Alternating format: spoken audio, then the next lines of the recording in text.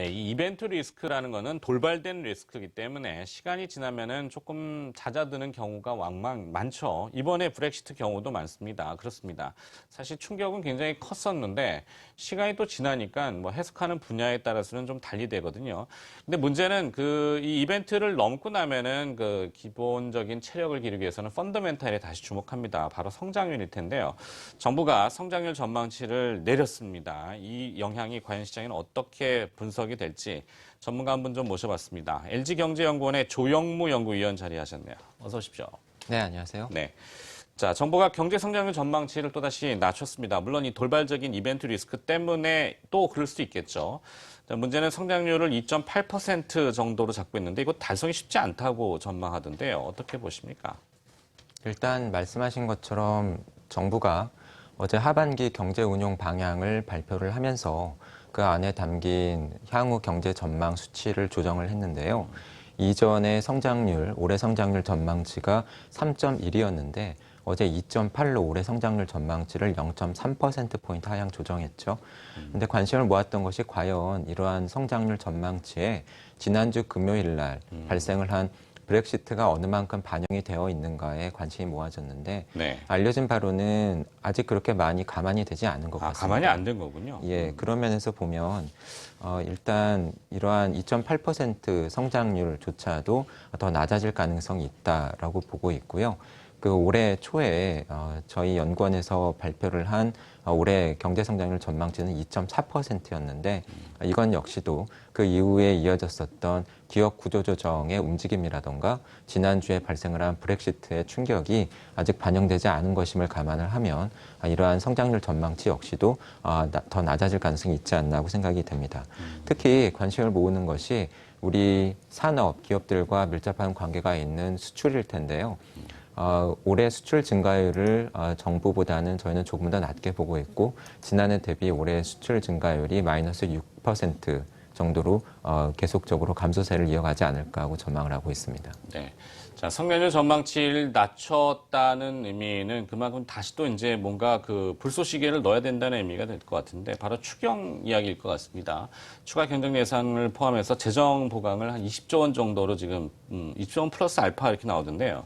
과연 이 추경 규모가 충분한 것인지 성장률을 좀 지지할 수 있거나 아니면은 좀 끌어올릴 수 있는 이 부분은 어떻게 생각하십니까? 일단 최근에 경기 움직임을 좀 살펴볼 필요가 있겠습니다. 특히 올해 상반기에 수출도 마이너스 성장세를 이어가는 가운데 내수도 부진하면서 정부의 공공부문 지출이 상당히 중요한 역할을 했는데요. 실제로 올해 1분기에 전분기 대비 우리 경제는 0.5% 성장률을 기록을 했는데 그중에서 민간 부문의 기여가 0%, 그리고 정부와 같은 공공부문의 지출의 기여도가 0.5%포인트였습니다. 그렇다 보니까 사실은 민간 부분은 성장에 거의 기여를 하지 못한 가운데에서 정부 지출이 성장세를 이끌어가는 모양새였다라고 볼 수가 있겠고요.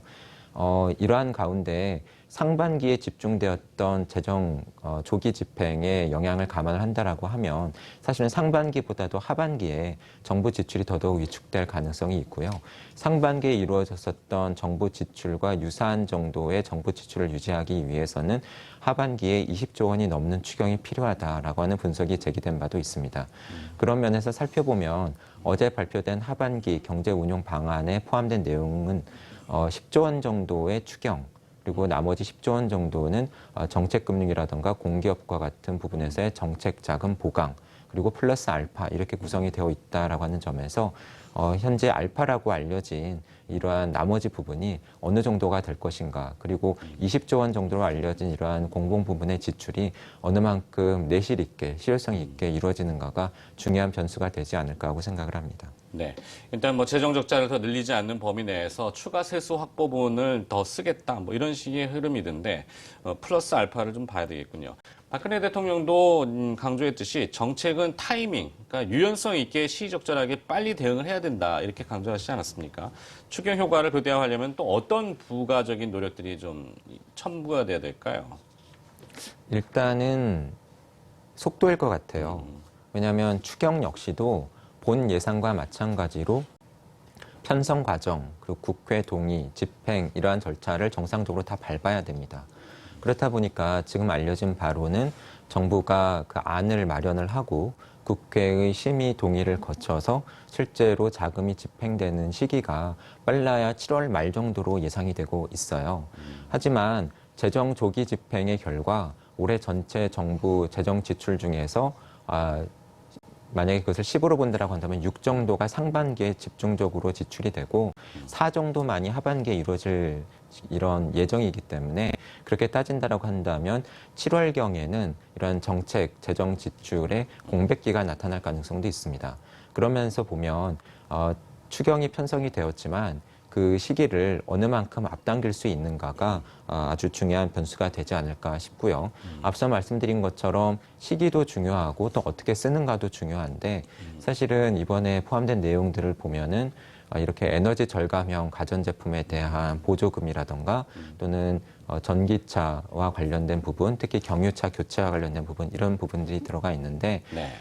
결국은 돈을 쓰면서 일시적으로 소비를 끌어올리기 위한 지출은 사실은 지난 경험으로 살펴볼 때 그 지속성이 그다지 높지가 않습니다. 네. 그러면서 볼 때 이것보다는 장기적으로 효과가 지속될 수 있는 쪽에 주력하는 부분이 필요하지 않을까 하고 생각이 됩니다.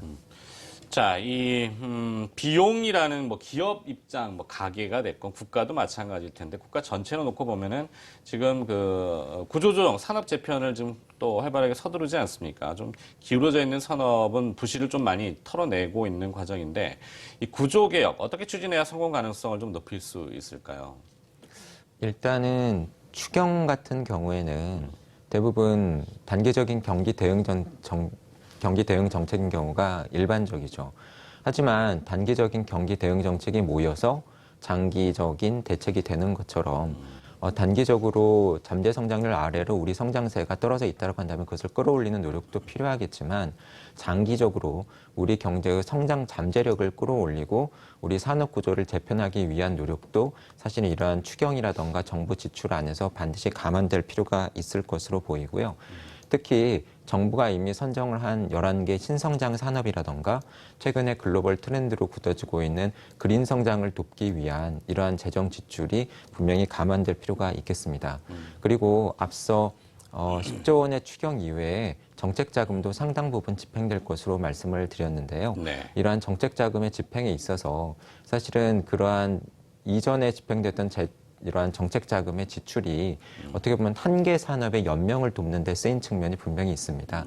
그러면서 볼 때 이미 한계에 다다른 산업의 연명을 돕기 위한 용도로 쓰이는 것은 최소화해야 되지 않을까 하고 생각이 됩니다. 네. 자, 이 최근에 보면 수출이라든지 내수라든지 동반 부진의 뭐 브렉시트 이슈, 미국의 기준금리 인상, 중국의 경기 둔화 이슈, 하반기 한국 경제의 발목을 잡을 만한 돌발적인 변수들, 뭐 상수들도 많겠지만 한국 경제의 리스크를 줄이기 위한 방안들이라고 해야 될까요? 어떤 방안들이 조금 필요해 보일까요? 똑같은 질문인 것 같긴 합니다만. 네. 네. 앞서 말씀드린 것처럼 산업 구조 조정 노력, 특히 규제 완화, 규제 철폐 이러한 노력은 상시적으로 이루어질 필요가 있겠고요. 이와 함께 앞서 말씀드린 부분은 재정 정책에 포커스가 맞춰졌는데 사실 이러한 재정 정책이 효과를 발휘를 하기 위해서는 통화 정책과 병행해서 실시가 되면서 정책 조합이 잘 이루어질 필요가 있습니다. 그러한 면에서는 6월에 이미 선제적이라고 이제 판결이 났지만 금리 인하가 이루어졌지만 향후 상황에 따라서는 추가적인 금리 인하 필요성이 대두될 수도 있을 것으로 보이고요. 네. 특히 브렉시트로 인해서 미국의 금리 인상 시기는 상당 부분 늦춰질 가능성이 높아졌기 때문에 그러한 면에서는 우리나라 역시도 추가적인 금리 인하에 그러한 여지가 조금 더 생겼다라고 보여집니다. 하지만 그럼에도 불구하고 금리 인하가 추가적으로 이루어진다고 한다면 최근에 빠르게 떨어진 원화 가치, 급등하고 있는 원달러 환율로 인해서 금융시장이 불안정해질 가능성도 있기 때문에 통화 정책을 실시하는 데 있어서 과거보다는 지금까지보다는 이런 환율, 외환시장의 움직임을 조금 더 감안할 필요성이 높아졌다. 그리고 마지막으로는 하반기에 이제 본격적으로 추진이 될 기업 구조조정 과정에 있어서 분명히 은행 부분에 이러한 여신 건전성이 악화될 가능성이 있습니다. 네. 이 부분에 대한 모니터링도 강화할 필요가 있지 않나고 생각이 됩니다. 네. 자, 거시 경제에 대해서 내용을 쭉 한번 훑어봤습니다. 한국 정부가 오늘